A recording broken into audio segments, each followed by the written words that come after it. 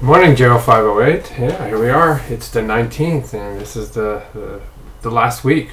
Okay, and I just want to throw out my big thanks for how engaged all of you guys have been.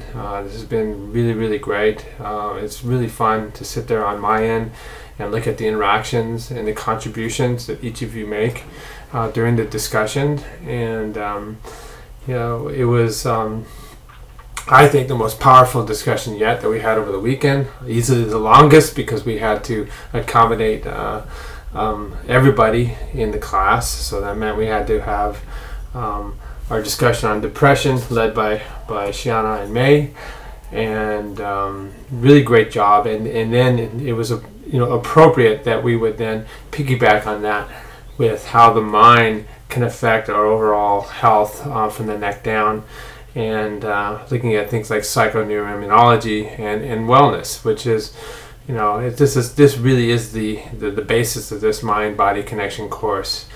And just taking ownership of the steps that we can all take to improve our health and to improve our perspective on a daily basis. And then also when we become better at that, hopefully we're going to take this education that we all have and the knowledge that is so powerful, and be able to share that when we all use our gerontology degrees in terms of furthering our professional endeavors, in terms of our careers.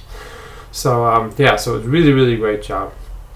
Now we are moving on with Faye and Shannon, and they're looking at pharmacology. Okay, and in much of what we've discussed all throughout this class, of all the different unfortunate problems that we can encounter as we get older in terms of disease, whether it's dementia or cardiovascular disease, thyroid disease, immune dysfunction.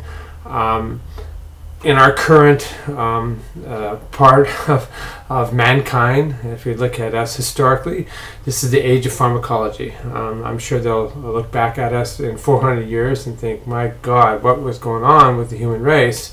They were so addicted to drugs. Not only recreational addiction to drugs, but really just the pharmaceutical industry and how we go about curing disease. And certainly, don't get me wrong, the modern advances in medicine are amazing in terms of helping people, in terms of reducing disease and making life a lot more livable. And the problem we encounter when we look at the elderly patient, the elderly client, is that as we see from this course, you tend to have a lot of different conditions, comorbidities running simultaneously.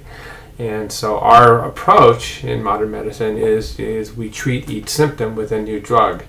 And it takes a very knowledgeable practitioner to sit down and look at the list of drugs and try and work out the potential for interactions. And these interactions can really affect your health, and they can actually be risky in terms of putting you at risk for death. And so I certainly went through this with my mom a few years back, and she changed physicians.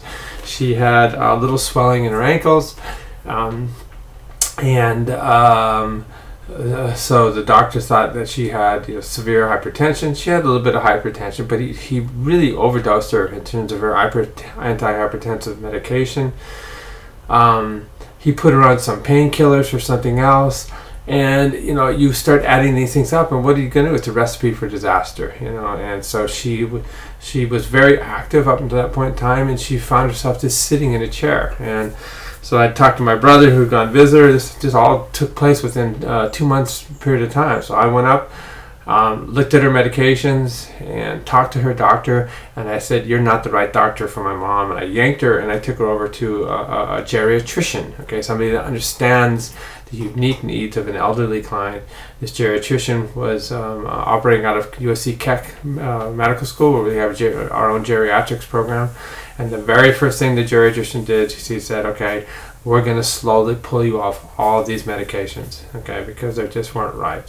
Our very own Ed Schneider has done a study for years where the problem is we have elderly patients in their 90s that are still taking the same exact dose of antihypertensive medication that they started taking when they're in their late 60s. The physiology changes, and you can't keep giving that same dose, and so it contributes a lot to instability, to lightheadedness and falls. And so this is why it's so important to manage the pharmacology of your elderly client. Okay, so you guys have all gotten your paper proposals in, and that's wonderful. The real basis of that is on an individual basis. We looked at it and just kind of reminded you to, a lot of you have certainly a social science bent, and that's your expertise, and we understand it. And we want you to kind of extend yourself a little bit and bring in the biology, okay, and this concept of the mind-body connection. So to really go after trying to bring a more biological basis to your client management approach that you have in terms of different diseases. And that was kind of the most common theme that we had in terms of feedback that we gave to everybody in terms of their paper proposals. All right, so don't forget, we got to get those papers in real soon. They're due next week, and I look forward to some really excellent reads from all of you. Take care now.